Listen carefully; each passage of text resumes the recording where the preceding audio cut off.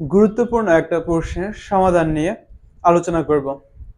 তো এখানে আমাদের দেওয়া আছে if t equal abc then shows that t cross t is n। আচ্ছা দেখি, যদি t ইকুয়াল abc হয় তবে দেখাতে হবে যে t এর ক্রস গুণন একটি সমতুল্য সম্পর্ক। সমতুল্যতা সম্পর্ক, এবার সমতুল্যতা সম্পর্ক প্রকাশ করতে হলে বা প্রকাশ পেতে হলে, প্রমাণ করতে হলে আমাদের কি কি কি কি উপায় অবলম্বন করতে হবে বা কি কি শর্তগুলো মানতে হবে। অবশ্যই রিফ্লেক্সিভের শর্ত মানতে হবে, তারপর সিমেট্রিকের শর্ত মানতে হবে, ট্রানজিটিভের শর্ত মানতে হবে। দেখা যাক কেসে টি ইনটু টি এর কিছু মান আছে, কি এবিসি হয়, সে এবিসি আছে এভাবে, তাহলে আমাদের জানি কি টি ইন্টু টি, তাহলে টি এর ক্রস গুণনটা আমরা বের করে নিতে হবে। তাহলে দেওয়া আছে কি টি ইকুয়াল টু এবিসি, তো টি ক্রস টি আমরা এর মানটা একটু বের করে নিই। তাহলে এই উপাদানের সাথে এইটার সাথে এইটা, এটার সাথে এইটা, এটার সাথে এইটা, অবশ্যই আবার বি এর সাথে এইটা, বি এর সাথে এই উপাদান, বি এর সাথে এই উপাদান, তাহলে A A A B A C B A B B B C. এবার আসি কি C A, C A C B C C. আচ্ছা, সকল ক্রস গুণনের সকল উপাদানের মানগুলো বের করে নেওয়া হলো।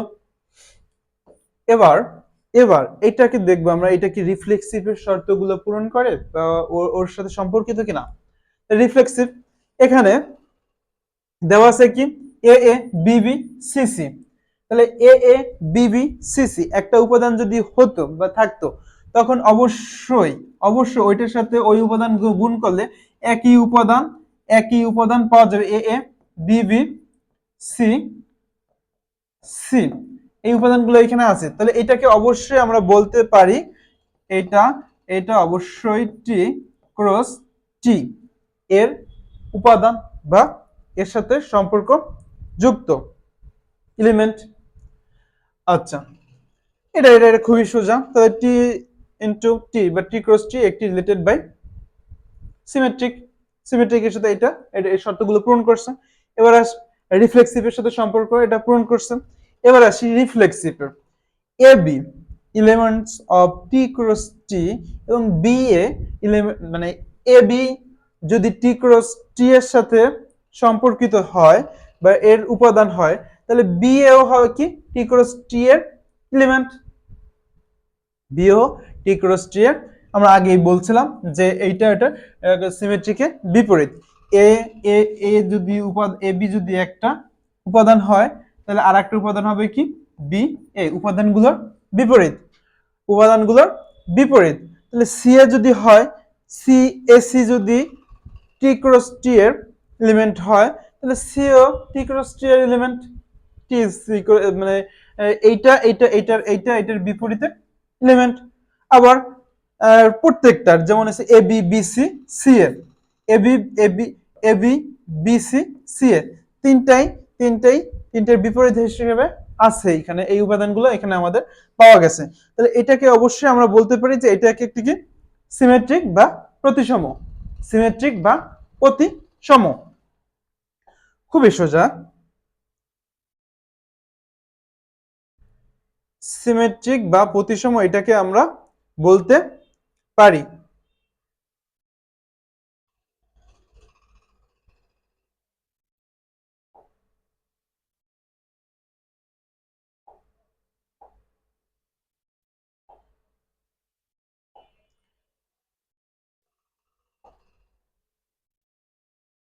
আচ্ছা, দেখি এবার আর একটা সম্পর্ক আমাদের বাকি রয়ে গেছিল, সেটা কি ট্রানজিটিভ।